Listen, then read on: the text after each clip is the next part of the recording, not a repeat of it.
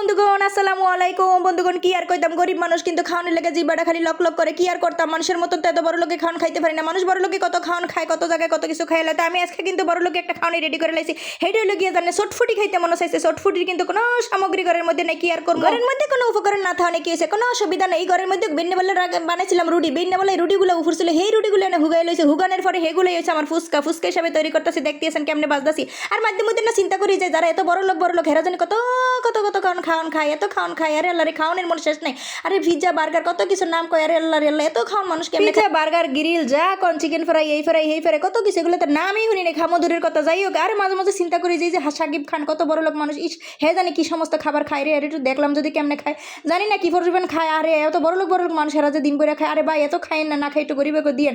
আর আমরা গরিব মানুষ দেখেন কই দিয়ে কি চালাইতে। চটফুটি খাইতে মন চাইছে না। চটফুটি যদি বাইরে খাইতে যায় কি পরিমাণ টিয়াডি লাগবে না। আল্লাহ রে, 500 টাকা লাগবে না। 500 টাকা দিয়ে দাঁড়ায় গেছে কথা, কোনো অসুবিধা নেই। 500 টাকা দিয়ে কিন্তু আমি একবার চালাইতে পারবো না। আমার সবজির দোকানে হয়ে যাবে কারণ হের লেগে চিন্তা করলাম ঘরের মধ্যে এই ইউনিকভাবে কিন্তু আমি এই চটফুটিটা বানাইতে বলছি। চটফুটি বানানোর লেগে যে প্রসেসগুলো তৈরি করতেছি, আর এটা তো কইবেন না এটি কি বানাইতেছে। আসলে এটার যে কি স্বাদ খালি শেষ পর্যন্ত। অবশেষে আমার সবগুলো রুটি বাজা হয়ে গেছে। বাজা অনেক পরে দেখেন এনে প্লেটের মধ্যে লিয়ে লিছি কি পরিমাণ দেখেন, কাঁচামরিচ লইছে, টমেটো লইছে, ধনিয়া পাতা লইছে, এরপরে লইছে পেঁয়াজ, এরপরে লইছে একটা নুডলসের মশলা। এই নুডলসের মশলাটা হচ্ছে আমার জানেন আজকে চটফটির মশলা, ঘরের মধ্যে তো কোনো মশলা নেই। আর এই যে জিঙ্কটা নাড়াচাড়া করতেছে, এটা হচ্ছে আমার তেঁতুল কিন্তু ভিজে রাখছিলাম, এটার রস লয়ে লইছে।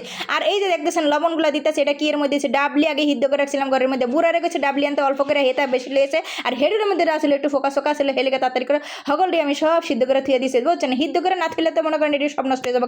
তো এই যে বুদ্ধি, আর এই যে চটফটির মশলা মানে আমার নুডলসের মশলা দিয়ে দিয়েছি। এটারও যে কি স্বাদ আনেরা খালি বোঝেন। আর খাইতে মনে চাইছে টিয়ার চিন্তা করেন না, কোনো অসুবিধা নেই। ঘরের মধ্যে যা আছে এগুলো দিয়ে বানান। এন সবগুলো উপকরণ দিয়ে একবার মশরায় দিয়ে দিলাম।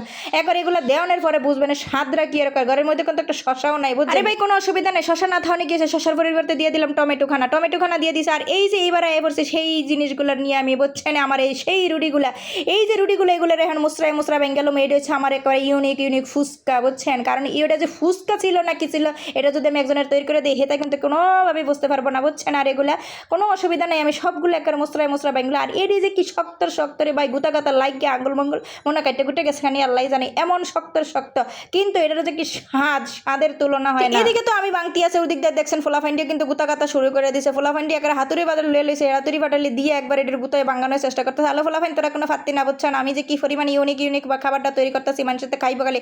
মানে আনেগত মনে হয় জীবের মধ্যে রস আয় পড়ছে, কোনো অসুবিধা নেই। রস এলে খাইলান, রস গিল্লালান, বুঝছেন।